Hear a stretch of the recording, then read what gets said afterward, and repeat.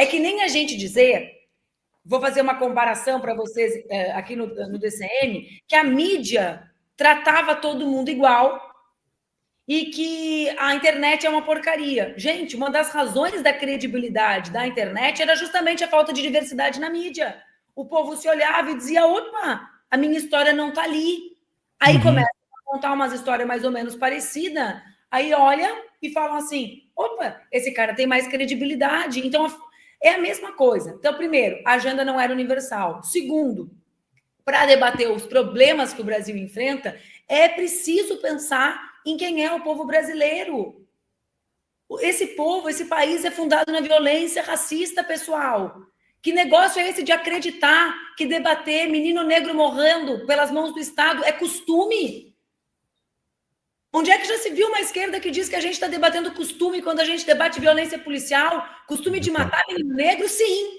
Costume histórico, construção histórica. Costume de jogar a criança da ponte para vingar a mãe, como aconteceu no Rio Grande do Sul semana passada. Eu quero debater esses costumes.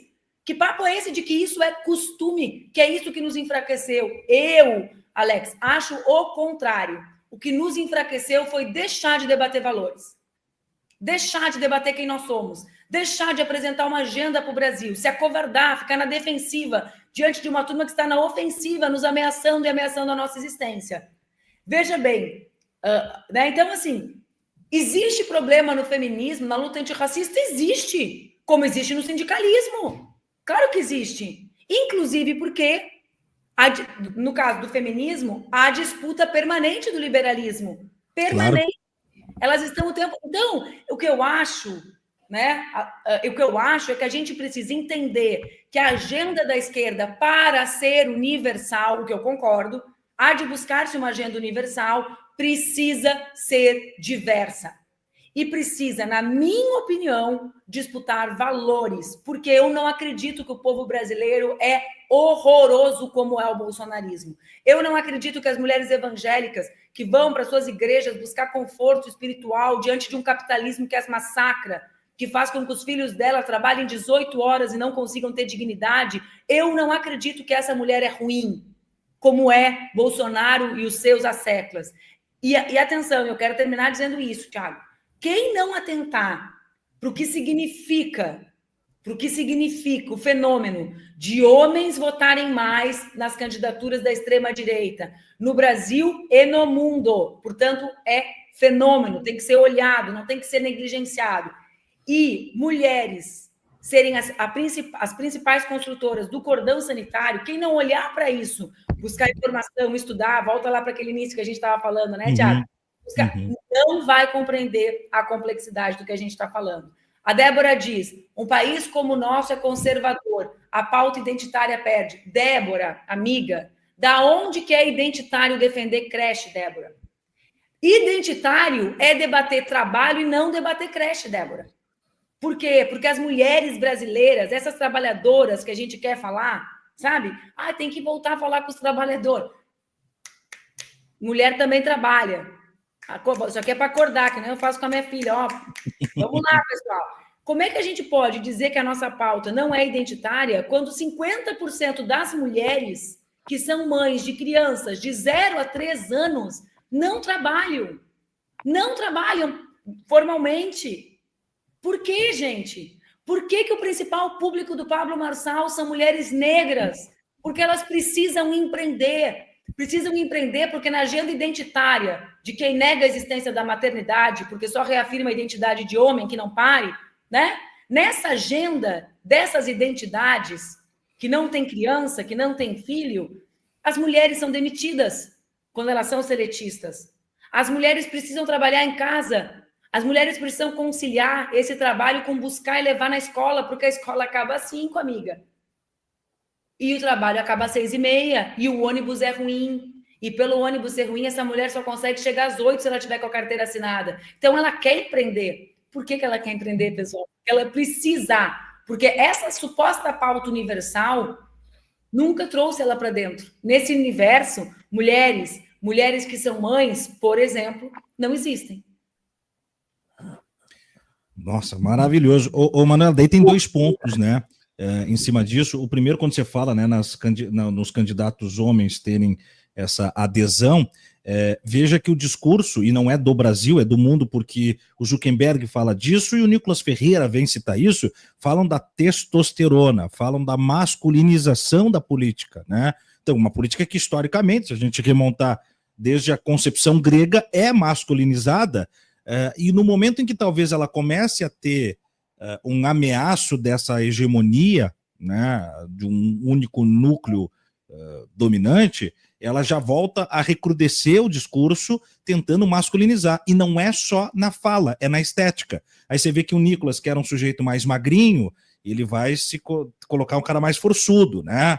O Zuckerberg também, era um nerdola, magrinho, agora ele tem músculos, né? Ele se permite ser fotografado, porque aquilo não é sem querer, né? Na posse do Trump, olhando para, enfim, a esposa do outro sujeito que estava do lado lá. É uma mensagem passada sobre isso também. Só que tem um nó que tem que desamarrar, que quando você constrói perfeitamente essa interpretação, isso me parece que faz um chamado para que nós, o tempo inteiro, puxemos a corda do que é ser alguém de esquerda e progressista. E aí paramos ali na frente, na lógica da frente ampla, porque ela precisa a adesão de partidos que estão inclinados a defender os interesses desse mesmo núcleo dominante. Como fazer essa equação de uma maneira saudável? Thiago, incrível tu trazer esse tema da testosterona, né? Porque agora no 11, 12 e 13 de abril, a gente vai organizar, tá terminando a organização, do Festival Mulheres em Lutas em São Paulo, né?